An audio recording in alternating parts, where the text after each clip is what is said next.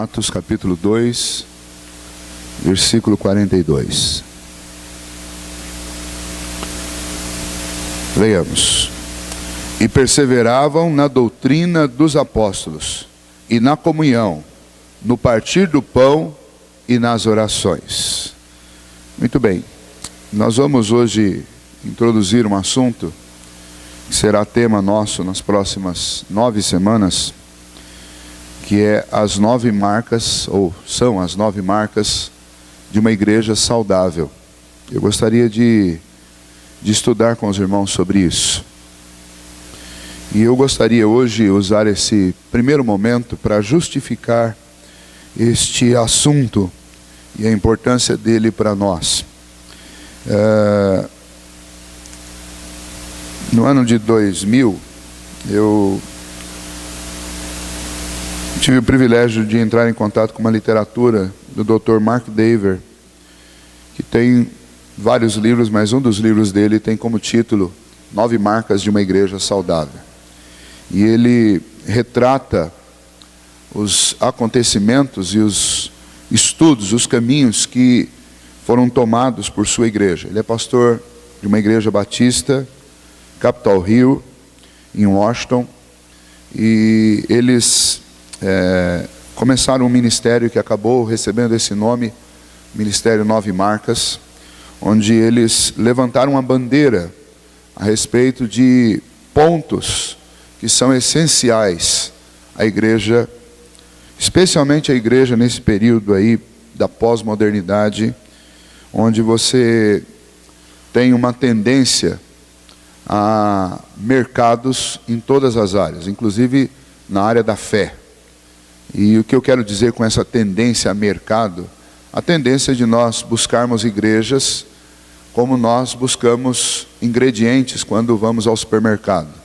Aí você tem tanta opção que você vai correndo pelos corredores, vai passando pelos corredores, até você encontrar alguma coisa que seja palatável, alguma coisa que agrade o seu gosto. Mas será que isso é uma forma eficiente de escolher uma igreja? Será que esta é uma maneira correta de conduzir uma igreja para que ela seja, para que ela cresça, para que ela seja bem sucedida? Ou ainda, o que serve para balizar e dizer que uma igreja é bem sucedida, ou que certas igrejas são bem sucedidas, são igrejas boas ou igrejas saudáveis? Existem hoje pelo menos 3 tipos de igreja. Nós poderíamos categorizar pelo menos 3 modelos de igreja, independente da linha, seja linha fundamentalista, linha tradicional, como nós gostamos de falar aqui no Brasil, linha pentecostal, neopentecostal, igrejas históricas. Mas dentro desses grupos todos existem 3 linhas bem definidas. A primeira delas é aquela linha do liberalismo, é a linha da igreja liberal. E ainda que o conceito não seja muito bem entendido, porque dentro de teologia, quando nós dizemos que uma igreja é liberal, nós estamos dizendo que esta igreja, ela não considera as Escrituras como a única fonte da palavra de Deus, mas elas entendem que a Escritura tem algo da palavra de Deus, não é totalmente a palavra de Deus, e que a palavra de Deus pode ser encontrada também num jornal, num livro, desde que Deus fale com você através dele, você pode considerar a palavra de Deus. Isso é a principal vertente do liberalismo teológico. Mas quando eu digo liberal aqui, eu não estou dizendo nesse sentido apenas. Mas liberal são aquelas igrejas onde você chega, você fica e não é exigido nada de você. E comumente as pessoas dizem assim: olha, eu gostei daquela igreja porque o pessoal lá é bem liberal.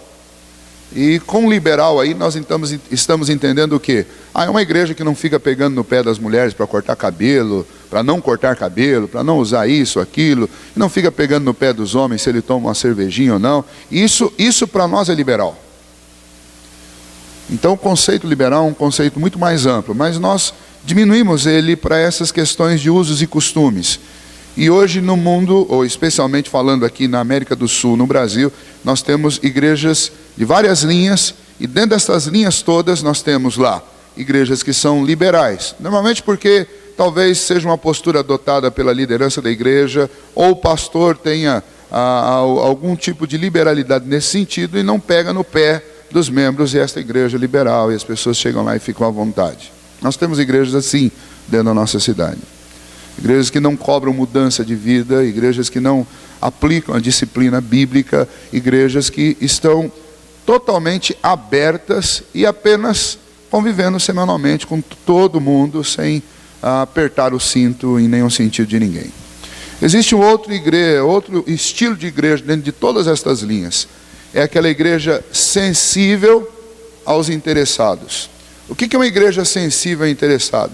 É aquela igreja que põe como ponto fundamental, como marca principal dela, o acolhimento. Então esta igreja é aquela igreja que recebe, que é sensível àqueles que chegam, é aquela igreja extremamente calorosa, que recebe, ela está preocupada em ser simpática e acolhedora. Simplesmente, não há outra marca mais forte nesta igreja do que esta.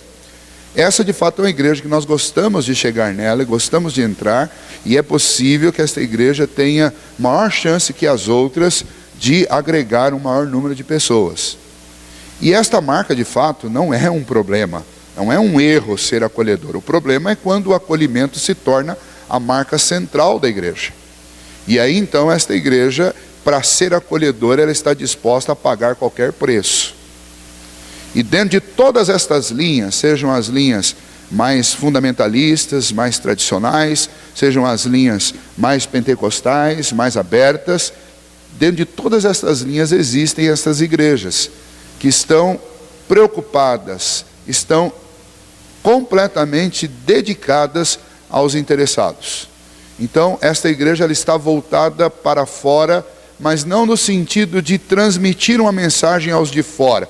Ela está voltada para fora para entender o que os de fora esperam, e então ela aplica isso na igreja, para que a igreja seja um lugar aprazível. Eu conheço, inclusive, igrejas presbiterianas que têm o hábito de pegar os seus jovens e adolescentes, colocar para eles um questionário para que eles passem no bairro onde a igreja está, perguntando o que as pessoas esperam da igreja, pessoas que não são crentes. E então, depois que eles pegam todos esses questionários respondidos, trazem à igreja, e a liderança observa: olha, a nossa sociedade espera que nós sejamos assim, assado, e então a igreja é formatada de acordo com o lugar onde ela está, para que ela seja acessível aos interessados. Esse é um modelo de igreja. Existe dentro do presbiterianismo, existe dentro das igrejas pentecostais, existe dentro de todas as linhas. E um terceiro grupo seria um grupo mais tradicional. E esse grupo tradicional ele está também dentro de todas as linhas. É um grupo que foca na evangelização, no modelo Billy Graham, por exemplo. Vamos pregar muito, vamos para as praças, vamos anunciar, e pessoas vão ser salvas, e a nossa igreja vai crescer, e inclusive a marca principal de que essa igreja tem sucesso. Esta igreja desta linha tradicional, se pessoas não estiverem sendo agregadas à igreja pela pregação do evangelho todas as semanas, essas igrejas não consideram que estão tendo sucesso. Porque se alguma coisa estiver acontecendo, que através da pregação outros não estejam vindo, então esta igreja tem algum problema dentro dela, não está saudável, e por isso as pessoas não estão vindo. E normalmente essas igrejas sobrecarregam a sua liderança e também os seus liderados, os membros da igreja, de um peso absurdo quando alguma coisa não dá resultado imediato. Essas são as três marcas principais das igrejas em todas as linhas que você imaginar. Você pode mudar de denominação, você vai encontrar sempre essas vertentes dentro de todas as denominações. Igrejas que são preocupadas em ser acessível, igrejas liberais, igrejas mais tradicionais que enfocam principalmente a questão do evangelismo, especialmente o evangelismo de massa. Muito bem, agora, será que estas são marcas de uma igreja saudável? Será que isso representa saúde de uma igreja? E é sobre isso que este tema nos chama a pensar. Então, voltando ainda no primeiro grupo, o fato de uma igreja não pegar no pé de ninguém e tornar-se então uma comunidade onde todo mundo gosta de participar, porque não há imposições. Será que isso é algo bíblico? Será que uma comunidade que cresce desta maneira pode ser considerada uma comunidade saudável? Será que uma igreja que é absolutamente acolhedora e tem como marca principal o acolhimento, e por causa disso ela cresce, e as pessoas dizem, aquele lugar é um lugar gostoso de se estar, eu chego lá, eu me sinto bem, eu me sinto acolhido, é um lugar caloroso. Será que esta é a principal marca de uma igreja saudável? É isso que identifica o sucesso de uma igreja? Ou será que eu chegar numa igreja que toda semana cresce 10, 20 membros através da pregação do evangelho, é isso que determina a saúde de uma igreja? Eu vou chegar nessa igreja e vou dizer, olha, de fato eu cheguei numa igreja que é uma igreja boa, saudável. Toda semana tem 10 membros novos na igreja. Será que é isso? A igreja onde as coisas acontecem rapidamente, os resultados vêm rápido. Isso é uma igreja saudável? Eu quero meditar com vocês sobre essas 9 marcas, porque nós vamos descobrir que não é assim que eu classifico uma igreja saudável. Nós vivemos numa época em que o pragmatismo, ele entrou de tal forma no nosso pensamento, que nós consideramos qualquer coisa a fim de alcançarmos resultado. Então, se alguém chega aqui e diz assim, olha, se você fizer isso, vai dar resultado. Então, no outro dia a gente começa a fazer isso. Se alguém diz para você na escola assim, olha, se você começar a estudar de madrugada, você vai ter bom resultado na prova. A gente é tão louco por resultado que a gente começa a obrigar os nossos filhos então a acordar de madrugada, porque isso dá resultado. Alguém vai lá e diz para você, olha, surgiu um novo sistema de ganhar dinheiro no mercado, você tem que entrar nesses telex da vida aí, ou em alguma outra dessas pirâmides que existe, que atualmente é o melhor jeito de ganhar dinheiro. Esqueça esse negócio de carteira assinada, esqueça, e aí você abandona seu emprego e se joga de cabeça nessas coisas. Nós somos uma sociedade de resultado, pragmática. A gente gosta daquilo que dá resultado, de preferência resultado rápido. A igreja não pode ser assim.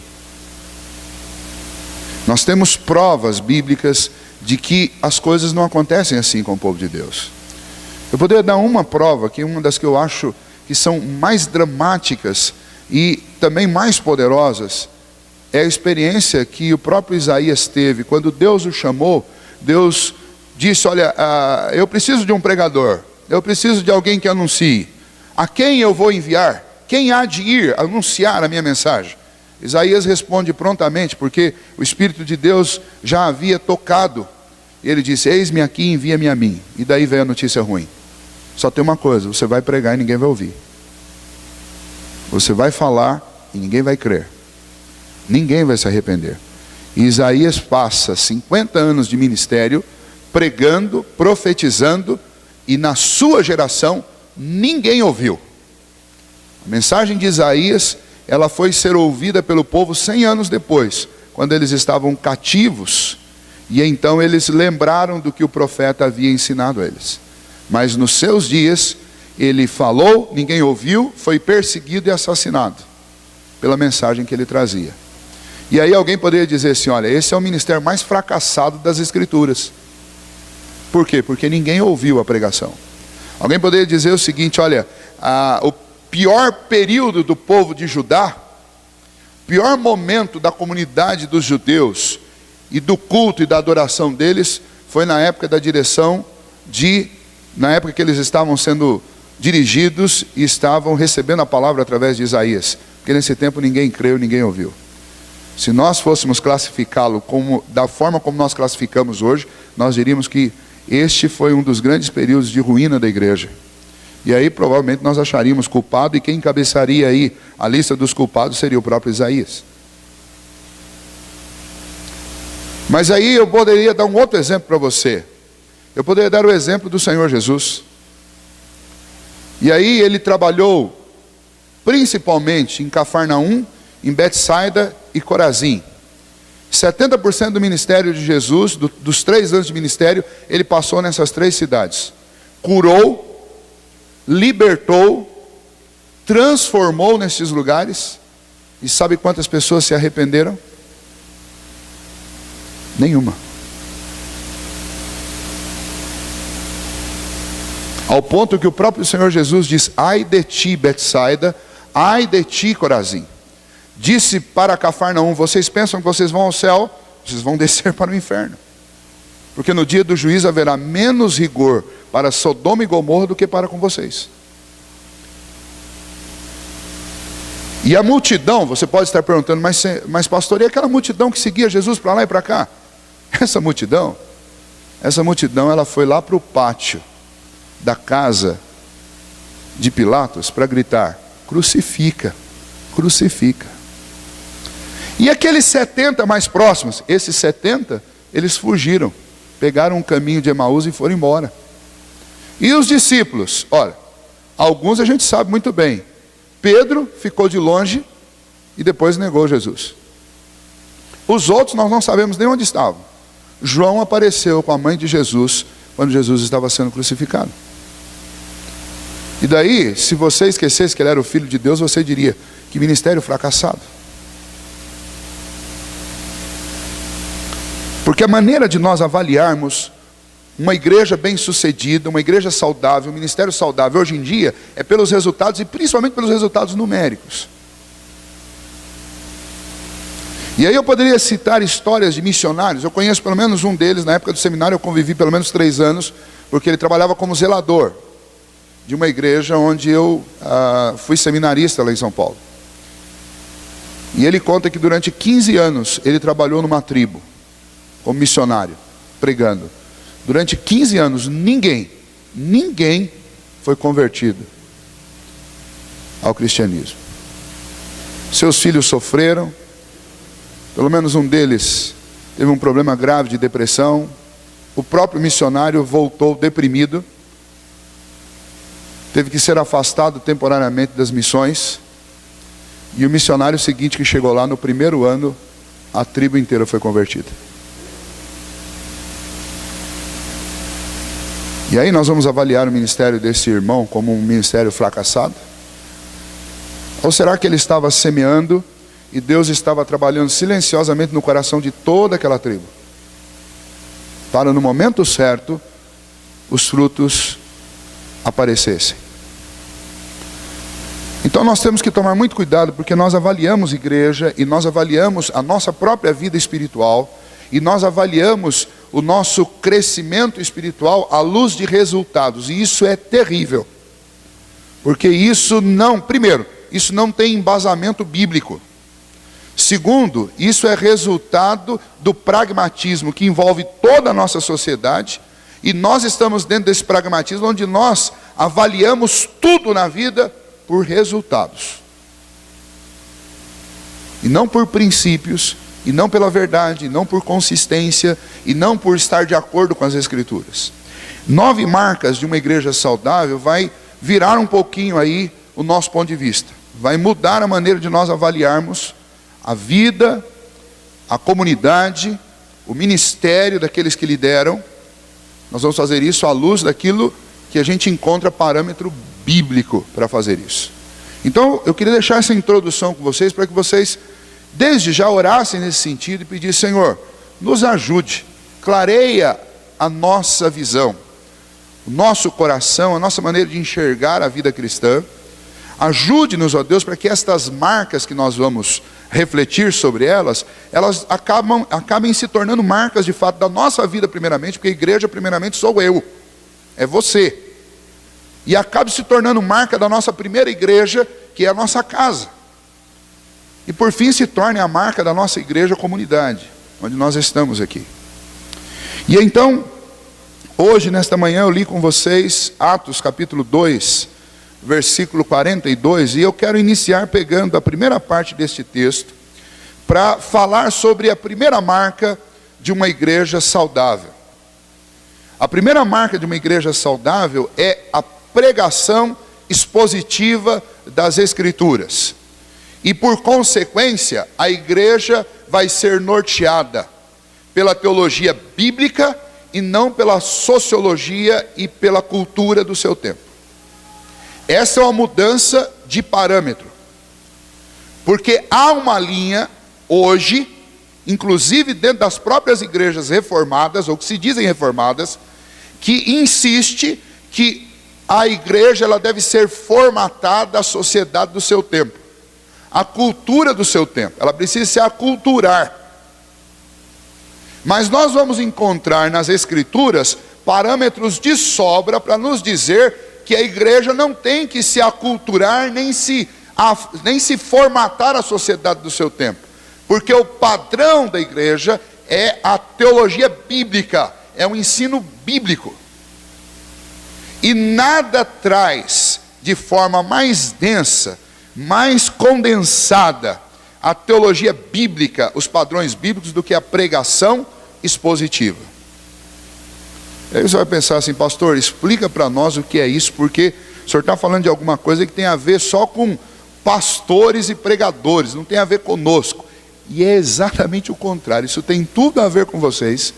E as distorções do nosso tempo estão em grande maioria ligados a esse sistema de apresentação da mensagem do Senhor.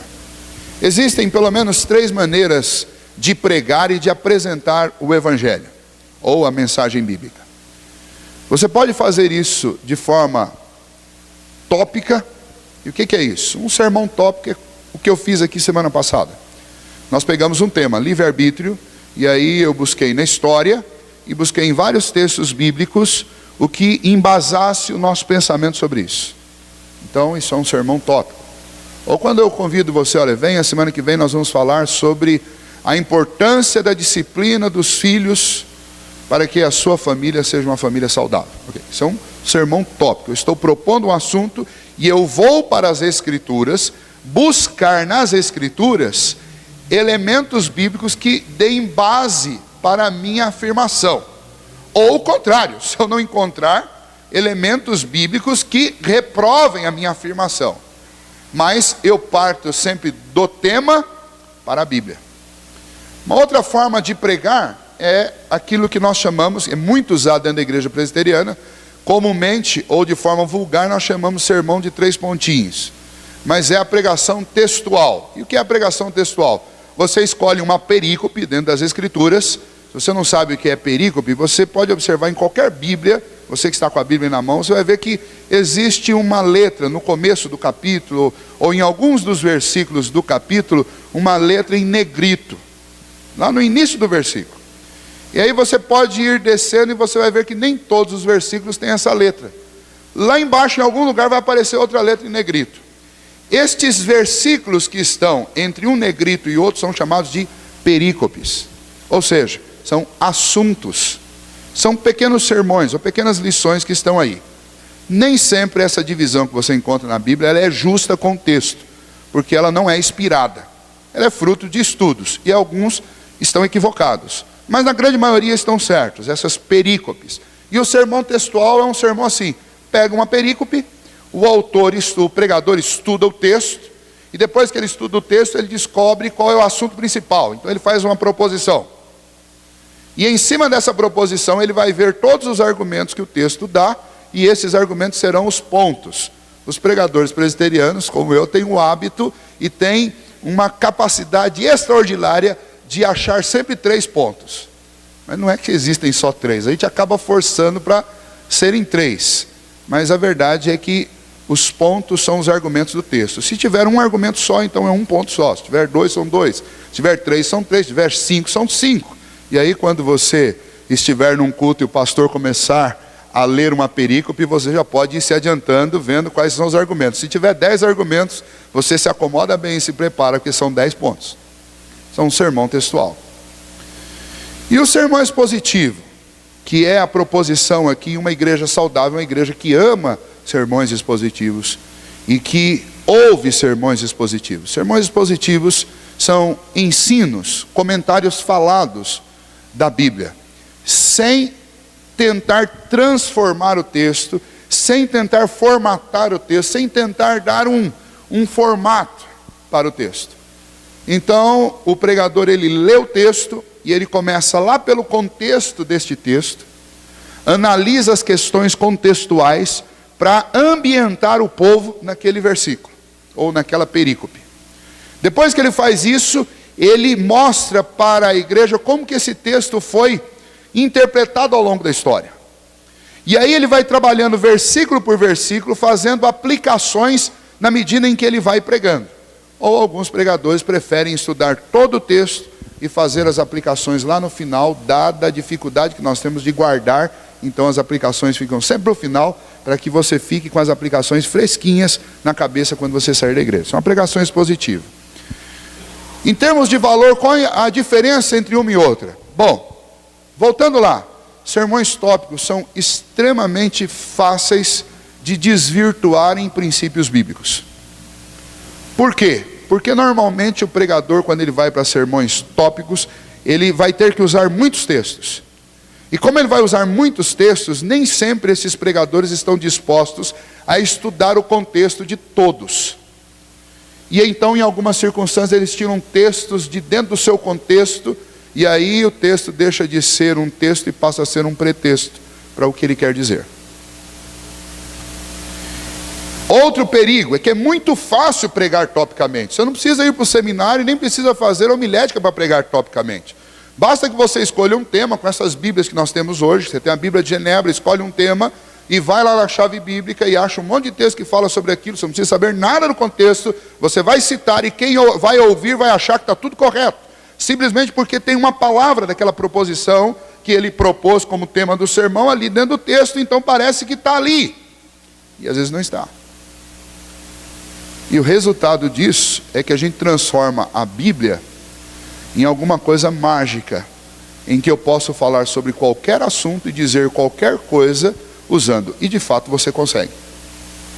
A prova disso é que existem centenas e milhares de igrejas ensinando heresias com base na própria Bíblia. Mas como que pode ter heresia com base bíblica? Vamos lá. Porque você faz uma proposição, não estuda o texto e entende o texto do jeito que você quer. Então os sermões tópicos são perigosos. E eu diria que o pastor responsável, ele prega muito pouco topicamente. Especialmente se ele estiver sobrecarregado de trabalho, porque para pregar topicamente ele vai ter que ter trabalho dobrado, triplicado.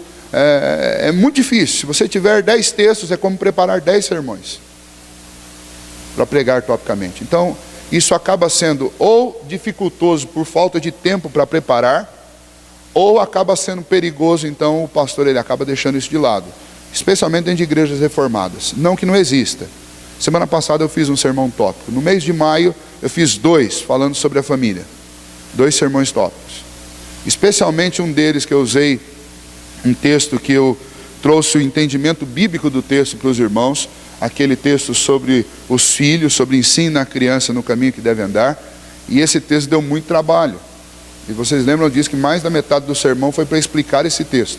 E depois então eu fiz várias proposições em cima daquilo que o texto nos diz. Por que então muitas pessoas ou muitos pregadores, sejam eles pastores ou não, optam por sermões tópicos? Porque você vai lá no Google e digita o tema que você quer. E aí você digita e daí vai aparecer respostas do Google com textos bíblicos sobre aquele tema. Vai aparecer dezenas de sermões sobre aquele tema. E aí você escolhe um que é mais bonitinho e imprime e nem lê direito, e você usa lá na sua sociedade interna, você usa lá onde você vai, lá no culto da família, em algum lugar, e prega. É muito fácil. Existem livros de sermões tópicos. A questão é, o que está sendo dito é verdadeiro? A conjunção dos textos é justa? O contexto de onde aqueles textos forem tirados está dizendo o que supostamente os sermões tópicos estão ensinando? O risco de erro é muitas vezes maior do que o contexto, a possibilidade de erro nos sermões positivos. O sermão temático, a chance de erro já é bem menor, porque como você está com um texto só e você vai estudar aquele texto, é difícil de você fugir e é difícil você não trazer o contexto. Você precisa do contexto para entender. Mas o que acontece? Muitas pessoas cometem erros graves na hora do sermão tópico ao tentar deixá-lo de forma palatável ou esteticamente agradável. Então você, olha, eu quero usar a palavra a importância da perseverança do cristão. Eu preciso usar. A perseverança é importante por isso. Segundo, a perseverança é importante por aquilo. Terceiro, mas lá no meio do texto você encontra um versículo falando sobre oração e fé. E daí o que você faz? Você tem duas chances. Ou você torce e arruma um jeito de enfiar a perseverança ali no meio, ou você omite. E aí você acaba cometendo o mesmo erro do sermão tópico. Por uma dificuldade de transformar aquilo em algo esteticamente apresentável, você vai lá e modifica alguma coisa, entorta alguma coisa, ou omite alguma coisa. Uma vez eu ouvi um sermão de prova em que o pastor ou o bacharel estava pregando tematicamente, e ele pegou um texto que tem um versículo no meio, que é um dos grandes desafios exegéticos do Novo Testamento. E aí simplesmente ele fez o quê? Ele pegou, eram 6 versículos, ele pregou nos 3 versículos primeiros, pulou o 4º versículo e pregou no último. E simplesmente não falou, não tocou no assunto. O sermão, se não tivesse aquele versículo no meio, o sermão seria nota 10, porque do que ele falou certo. Só que qualquer pessoa que lê o texto junto com ele, ficou com uma dúvida, um ponto de interrogação gigante na cabeça. Por quê? Porque ele simplesmente saltou um versículo, porque era difícil de explicar, então deixou para lá. E é um risco muito grande disso acontecer. Então, sermões temáticos são bons? Normalmente são muito bons. Mas também são perigosos. Por quê? Porque você corre o risco de torcer o texto para deixar o sermão esteticamente bonito, ou você omite coisas porque elas vão mudar a estética do sermão, então você tira aquilo fora. Ou como você quer pregar 3 pontos, existem 5 lá, mas você não quer passar dos 3, porque se você passar dos 3, vai dar mais de meia hora e o seu público não tolera pregações de mais de meia hora, então você simplesmente deixa para lá alguma coisa e vai embora. Mas imagine se uma receita de bolo fosse feita assim também. Olha, eu tenho meia hora para fazer o bolo, mas se eu for colocar aí, como manda a receita, as claras batidas em neve, eu não vou conseguir fazer isso a tempo. Então eu vou deixar as claras em neve para fora. As mulheres que fazem bolo aí, o que acontece com o bolo? Vai ficar duro, não vai ficar? Vai ficar, a textura vai mudar completamente. Assim também é quando eu preparo um sermão temático. Se eu pular alguma coisa, o resultado não vai ser o resultado esperado do texto. Então, não adianta também trocar. A receita está mandando colocar aqui trigo, mas eu vou pôr maisena. Não tem trigo em casa, vou pôr maisena. Está mandando colocar maisena, vou pôr trigo. Vai mudar, alguma coisa vai ficar diferente. Então mudar o texto bíblico não é simplesmente vir aqui e ler um texto e acrescentar uma palavra que não está nele. Mudar um texto bíblico, no caso de quem prega, é muitas vezes ensinar algo que não está no texto, ou deixar de ensinar algo que está no texto, ou trocar o que está no texto por outra coisa. Então o sermão temático também é algo muito perigoso. E então uma igreja saudável é uma igreja que prefere sermões expositivos. Por que essa igreja prefere sermões expositivos? Porque ela põe o dedinho lá no versículo e ela vai acompanhando o pastor palavra por palavra, versículo por versículo. E então ela ouve o contexto, se habitua ao contexto e vamos em frente. Quando o pastor faz as aplicações, ela entende com base em que as aplicações estão sendo feitas. Então uma igreja saudável é uma igreja que tem preferência por isso. Aí você diz, pastor, ok, sobre isso nós estamos tranquilos. Não, não estão. Eu vou mostrar por que não estão. Sabe por que não estão? Porque quando alguém prega expositivamente, falando, a primeira crítica que vem, nossa pastor, o sermão foi demorado. Pode ser mesmo, porque se eu escolher um texto diferente do de hoje, que eu peguei de um versículo, para poder fazer essa introdução toda que eu estou fazendo aqui, mas se você pegar um texto de 20 versículos, você imagina o que vai acontecer? O pastor vai passar versículo por versículo. Daí quando você lê o texto de 20 versículos, o irmão lá no banco já faz assim, Senhor amado. Se um dia o pastor que prega expositivamente chegar na igreja e falar, irmãos, abram no Salmo 119, todo mundo sai correndo da igreja. E vai embora. O pastor vai pregar expositivamente no Salmo 119, nós vamos sair daqui amanhã. Então sermões expositivos normalmente são sermões mais longos. Não tem que ser assim. Vai depender muito da habilidade de um pregador, mas independente da habilidade, se ele for sincero com o Senhor, dedicado no trabalho dele, é bem possível que ele traga tantas coisas que acabe demorando um pouco mais do que quem vem com um sermão tópico que não tem que apresentar contexto para ninguém. Só os textos pretensiosos e pronto, e vai lá. Segundo aspecto, o sermão expositivo, ele é um sermão muito mais denso. E isso significa o quê? Que você precisará dar muitas vezes mais atenção ao que está sendo dito do que um sermão tópico. Porque o sermão tópico é assim, ó, deu sede e você sai. Mas quando você saiu, estava no primeiro ponto, você guardou o primeiro ponto. Aí você fica 10 minutos lá fora, enquanto a argumentação do segundo ponto está sendo feita. Quando você chega aqui, o pastor recapitula. Então, irmãos, vamos lembrar. Primeiro lugar isso, segundo lugar, opa, peguei o sermão. Você nem sabe com base em que está aquilo, mas você acompanha o sermão. Fica fácil de gravar. Porque o pastor vai colocando alcinhas, cabides, e você guarda só os cabides. Você nem sabe como o cabide chegou ali, mas você pega o cabide e vai embora com aquilo. E o sermão expositivo já não é assim. O sermão expositivo não dá para sair para tomar água no meio, nem para ir ao banheiro. Você tem que segurar, porque você perder 5 minutos, você perde o fio da meada e você não acha mais. Sermões expositivos são sermões esclarecedores. E eu gostaria que vocês voltassem na memória de vocês, rebobinassem um pouco a fita, e você vai lembrar que todas as vezes que você saiu da igreja dizendo assim, olha, nossa, eu aprendi algo sobre esse texto que eu nunca tinha ouvido antes. Você estava ouvindo um sermão expositivo. Porque sermões expositivos são esclarecedores. Eles buscam o contexto, trabalham o contexto, ensinam o contexto, esclarecem o contexto, tiram as dúvidas, e você sai com a sensação de que você estava participando de uma aula e uma grande lacuna que estava na sua mente, algo obscuro, agora ficou claro. Então, essa é a diferença entre esses sermões. Igrejas saudáveis são igrejas que gostam, que têm prazer, que exigem, inclusive, de seus pregadores que preguem expositivamente falando.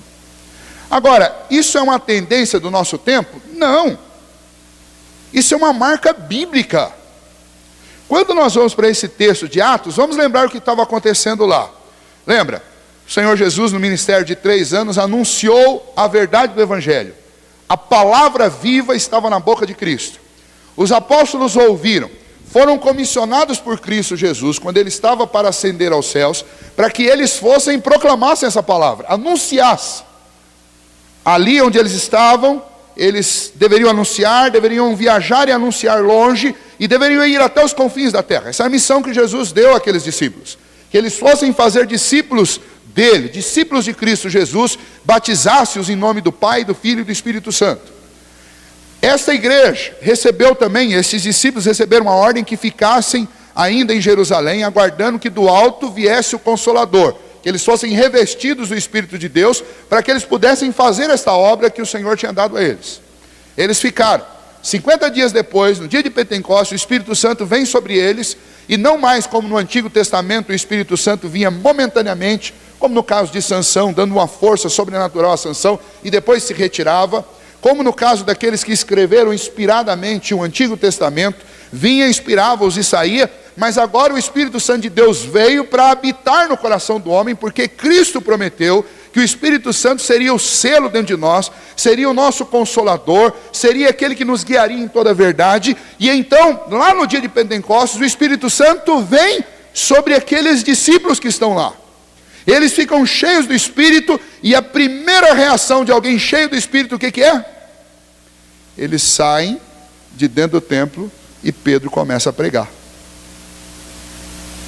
Porque cheios do Espírito, gostam, têm prazer e se sentem impelidos a falar a respeito do Senhor.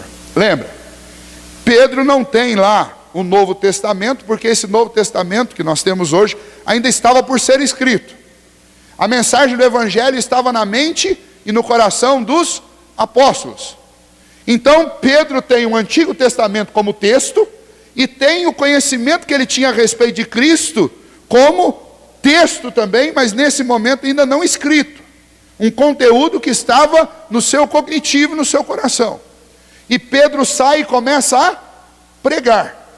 E esta pregação resulta no primeiro dia em mais de 3 mil convertidos. E nasce uma comunidade, e uma comunidade saudável.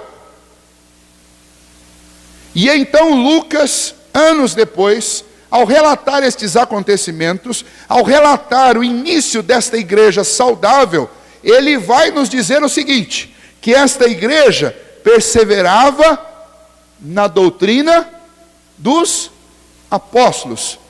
E o que era a doutrina dos apóstolos, senão o evangelho que eles tinham recebido da boca de Cristo?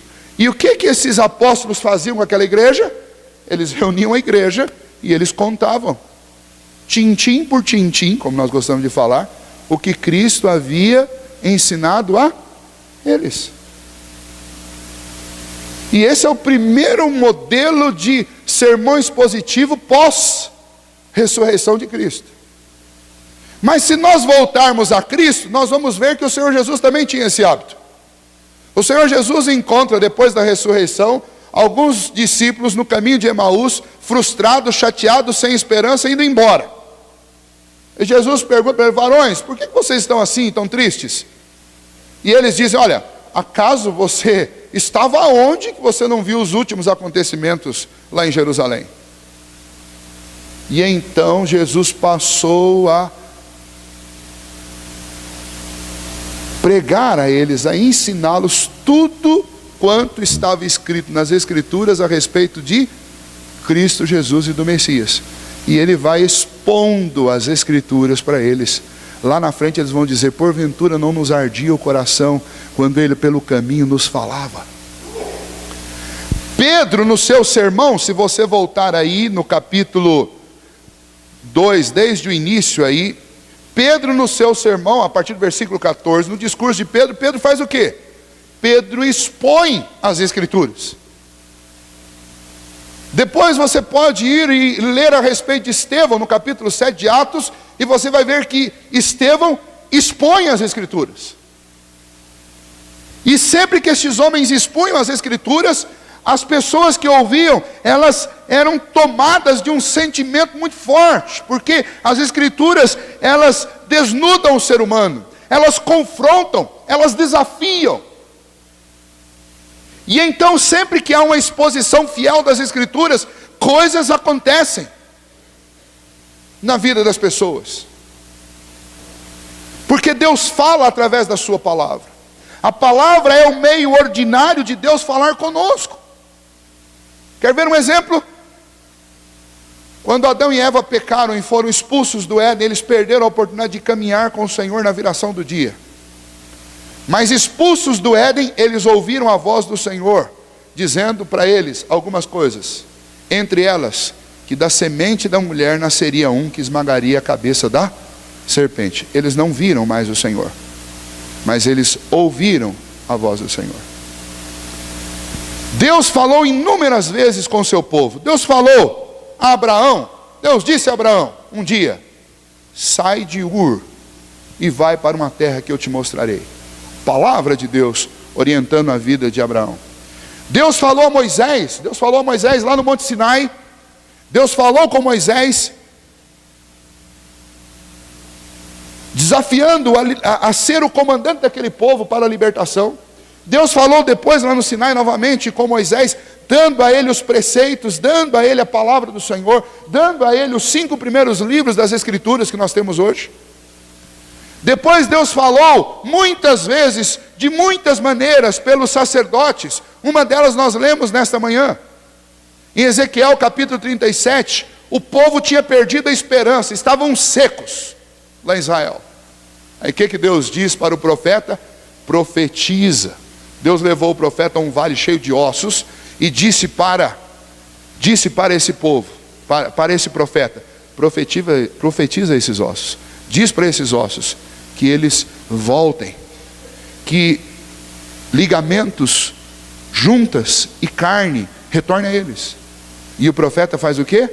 Profetiza, fala, anuncia a palavra que Deus lhe mandou dizer àqueles ossos. E os ossos começam a se ajuntar, um barulho acontece, ligamentos, juntas vão se formando em cima, carne, pele vai se formando em cima dos ossos. E o profeta diz: olha, eles estão aí montados, o corpo está perfeito, mas eles estão mortos. E então Deus diz: profetiza ao Espírito que vem dos 4 ventos e entre nessas pessoas e conceda vida a elas. E o profeta profetiza, e o que acontece? Aquelas pessoas se levantam e ficam vivas. E daí o próprio Deus dá a interpretação para Ezequiel. Diz para Ezequiel que esta é a situação de Israel. São ossos secos, sem esperança. Agora vai lá e profetiza as minhas palavras para esse povo, porque eles vão voltar a viver. A pregação expositiva é a obediência à palavra de Deus que diz aos seus profetas, aos pregadores: profetiza aos ossos secos, e eles voltarão a viver. E nós temos exemplos no Novo Testamento, eu já citei para vocês. Qual o papel da palavra, da pregação expositiva e fiel das Escrituras? Bom, dois principalmente. A palavra de Deus, ela produz vida no coração das pessoas. Nós vimos aí em Ezequiel. Então, quando nós dizemos que aquela igreja, quando nós lemos, e Lucas diz que aquela igreja perseverava na doutrina dos apóstolos, nós estamos entendendo também que havia naquela igreja vida, porque onde há a proclamação fiel, a exposição da palavra de Deus fiel, ali há vida, porque é isso que a palavra de Deus produz. Ou nós não lembramos lá de Gênesis capítulo 1, o que trouxe tudo à existência e a tudo deu vida, senão a palavra de Deus? Deus disse: haja, e do nada as coisas vieram à existência. Quando nós lemos o Evangelho de João, capítulo 1, do versículo 1 até o versículo 10, diz: no princípio era o verbo, certo? O que é o verbo? Senão uma palavra. Tudo que foi feito por meio de Cristo e das suas palavras. E a vida que nós temos hoje, nós temos por causa de Cristo e das suas palavras. E a esperança que nós temos hoje, essa esperança veio da onde? Das palavras de Cristo Jesus. O que Cristo anunciou nos evangelhos? Palavras de vida eterna. Ao ponto que ele pergunta para Pedro: Pedro, eu vou morrer, Pedro, e vocês vão ficar sós. Vocês podem ir. E Pedro diz: para onde iremos nós? Qual que é o restante do texto? Só tu tens as palavras de vida. Então não dá para vir para a igreja para ouvir, nem para falar sobre princípios motivacionais, sobre teologia da libertação, sobre teologia de prosperidade. Na igreja, e onde quer que você se assente para ouvir as Escrituras, você deve privilegiar sermões e pregações expositivas, porque não é o que o pastor acha, nem o que ele gosta. Não são as experiências pessoais dele, nem as experiências de terceiros que ele conhece, que mudam a vida de uma igreja ou de uma pessoa. O que transforma são as palavras de vida eterna, são as palavras de Cristo, são as palavras da cruz. Então a Bíblia tem esta função, ela nos traz as palavras de vida, e a pregação expositiva é o principal veículo que nós usamos para isso. Mas não só isso, a Bíblia também tem para nós palavras que produzem a santificação. Salmo 119, versículo 105, Sandy. O que está lá? Essa você tinha que saber, porque eu posso perguntar para qualquer um outro, vai me responder aqui. 119, 105. Olha lá, olha o João lá. Perdeu o cabelo, mas não perdeu a memória. Lâmpada para os meus pés é a tua, e luz para os meus caminhos. Então, a palavra... Vocês gostaram da piada? Eu não consigo perder essa oportunidade. Muito bem, mas o que isso diz para nós? A palavra de Deus, a palavra do Senhor, ela me orienta, ela me conduz por um caminho de santidade. Então, eu devo privilegiar ouvir esta palavra. Eu devo privilegiar ouvir essa palavra dentro da minha casa, eu devo privilegiar ouvir essa palavra nas minhas conversas, e eu devo privilegiar ouvir esta palavra na igreja. A igreja é o lugar onde eu vou para ouvir a palavra de Deus. A palavra de Deus, ela nos conduz à santificação. João 17, 17 diz: santifica-os na verdade, a tua palavra é a verdade. Isso faz parte de uma oração que Jesus fez ao Pai. E ele pediu o que ao Pai? Santifica-os na verdade. E como que isso pode acontecer? Jesus diz: a tua palavra, a palavra de Deus, é a verdade.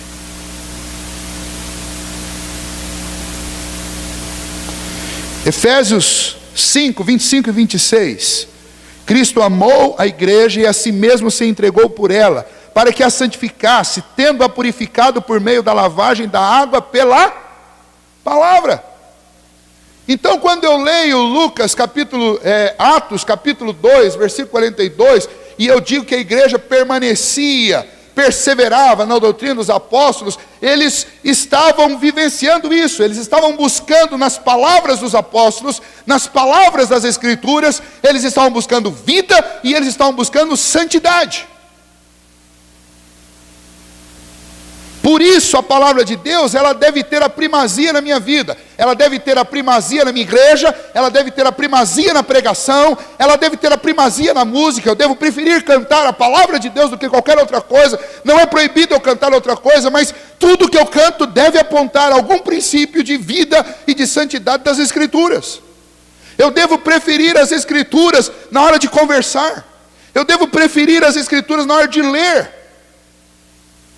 Nós vivemos num mundo encharcado de literatura para tudo enquanto é gosto. E você tem a liberdade de escolher o que você vai ler.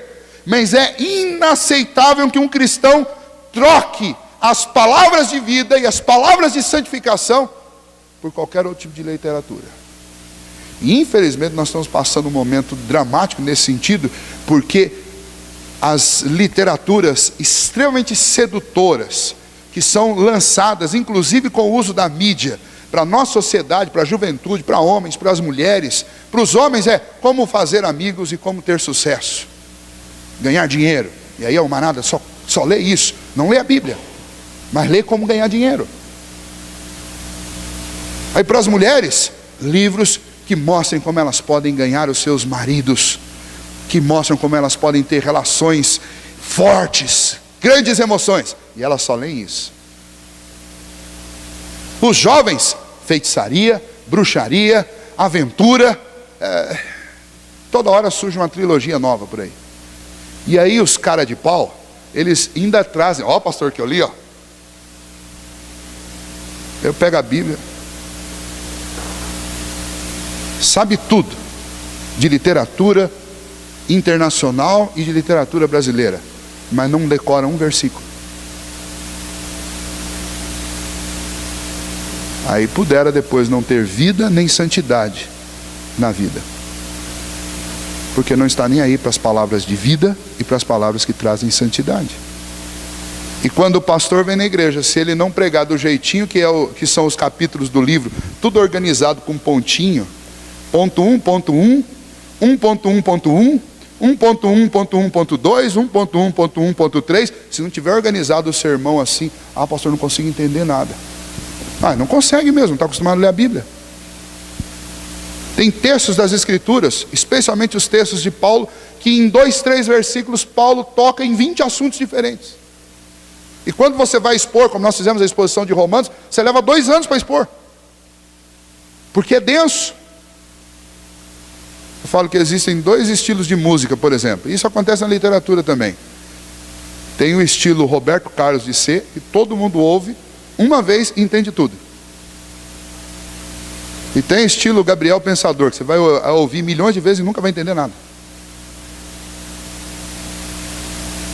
Por quê? Porque exige inteligência, atenção e dedicação. Então quando você está no carro é mais fácil ouvir Roberto Carlos, porque você não precisa prestar atenção. Você pode dirigir. Mas se você colocar Gabriel Pensador, você tem uma chance de bater o carro. Se você for prestar atenção na música, você não faz mais nada. Vai ocupar cada neurônio do seu cérebro. Por isso que não dá para ler a Bíblia. Eu estou lá no meu serviço, tenho que fazer um monte de relatório, fazer uma coisa e vou ler aqui no e-book. Não dá para ler a Bíblia. Você vai ter que ler esses autores por aí, mequetrefe, que escreve coisa que qualquer um entende. Porque a Bíblia exige atenção, exige dedicação. Pregação expositiva também é isso, é algo que denota tempo, determina, exige tempo e exige muita atenção. Uma igreja saudável é uma igreja que persevera na doutrina dos apóstolos. E não há método melhor para fazer isso do que lendo, estudando as Escrituras e ouvindo pregações expositivas. Exijam de seus líderes, seus pregadores, seus secretários de espiritualidade dentro das devocionais, que falem expositivamente falando. Exponham a Bíblia. Não venham expor seus pontos de vista. Exponham as Escrituras. E embora esse estudo aqui de 9 marcas é um estudo tópico, porque eu vou usar temas, mas este estudo nos diz que as nossas pregações, no caso, para mim, pastor, e para outros aqui que pregam, devem ser sempre expositivas. Quando você se aventurar, como muitas vezes eu tenho me aventurado em textos tópicos, nós devemos orar e interceder a Deus durante toda a semana e estudar muito, para que Deus nos livre de engano. E vocês, como ouvintes, devem ser como os crentes de Bereia, devem conferir tudo, versículo por versículo, texto por texto. Tem dúvida, marca o texto, leva para casa e faz uma pesquisa e estuda para ver se está correto. Porque a chance de erro é muito grande quando a gente fala topicamente ou textualmente. Mas uma igreja saudável é uma igreja que ama sermões expositivos. Infelizmente, o maior problema da sociedade não é a violência, não é a imoralidade, não é nada disso. O maior problema da sociedade é a ignorância. Especialmente a ignorância a respeito do pecado e a ignorância a respeito de Cristo. O sermão expositivo é o remédio para essa ignorância. Porque o sermão expositivo trata todo mundo como se fosse uma criança que está começando a aprender. Então o sermão expositivo, ele é ensinado de um jeito que a criança entende e o velho entende. E isso é uma bênção. Porque nós chegamos na igreja e às vezes até por termos cabelos brancos, e eu já posso dizer isso porque o meu cavanhaque aqui já está mais branco do que preto, a gente chega na igreja e por ter alguns fios de cabelo branco na cabeça, a gente tem que fazer cara, a sociedade nossa exige que a gente faça cara de sábio. E às vezes a gente não sabe algumas coisas ainda. E o sermão expositivo nos ajuda nisso. Porque você pode continuar fazendo a cara de sábio, mas ouve o sermão expositivo, você vai entender alguma coisa. Isso vai ser muito bom para todos nós. Quando nós vamos, eu participo de alguns congressos, e quando eu participo dos congressos, sempre o que nós ouvimos em qualquer congresso são sermões expositivos. É bom, porque senão os pastores não podiam ficar lá com cara de não sei, né? Então, como todo pastor chega lá e fica com cara de que sabe tudo, aí os pregadores têm misericórdia dos pastores e pregam expositivamente, e você ouve tintim por tintim do texto, e você pode sair de lá um pouquinho mais sábio, um pouquinho mais entendido do que você chegou. Então, sermões expositivos são uma bênção, e uma igreja saudável ama sermões expositivos, primordialmente porque eles são bíblicos, e é muito difícil de um pastor conseguir pregar uma heresia através de um sermão expositivo. Então você deve privilegiá-los, ainda que na sua formatação eles não sejam tão atrativos quanto os outros, mas nós devemos privilegiá-los. Vamos encerrar esse momento cantando ao Senhor o hino de número 65. Enquanto nós cantamos, os irmãos que vieram preparados com seus dízimos e ofertas podem trazê-los à frente. Vamos ficar em pé, todos. Depois eu estarei orando.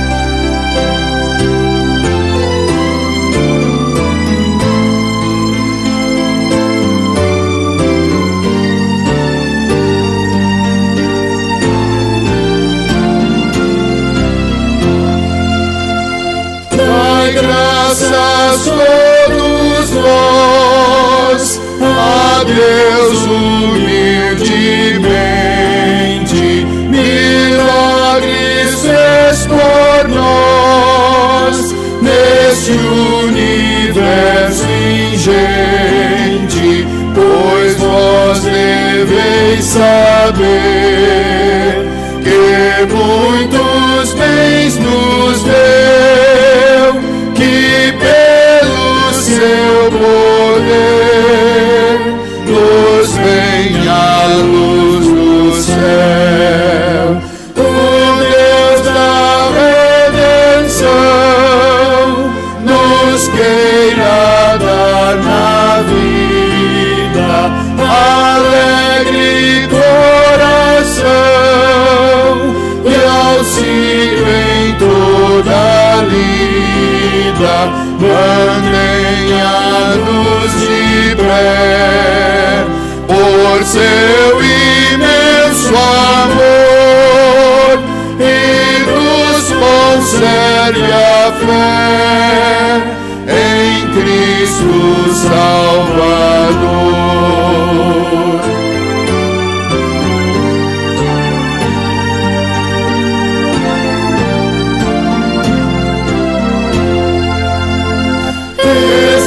Exaltação, louvor ao Pai e ao Filho amado e ao bom Consolador, que foi dos céus mandado ao grande Trino Deus, em canto triunfal, tribúteos e nos céus, a Igreja Universal.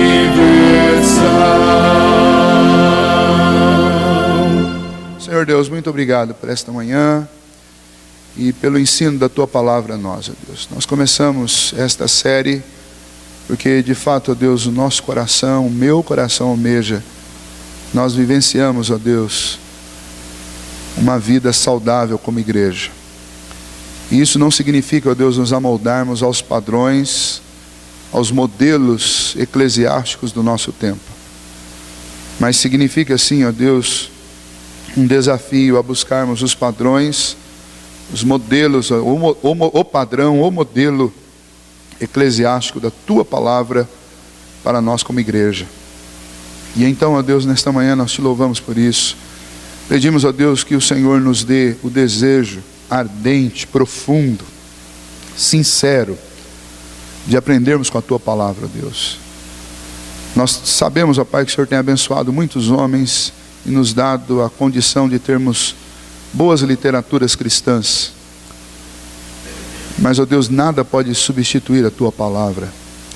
E então, ó Deus, nós pedimos que o Senhor venha marcar-nos como igreja, com este apego, com este apreço pela Palavra do Senhor. Com cuidado, ó Deus, de estudar sem pressa, de estudar, ó Deus, com tempo e com atenção aquilo que a Tua Palavra nos ensina.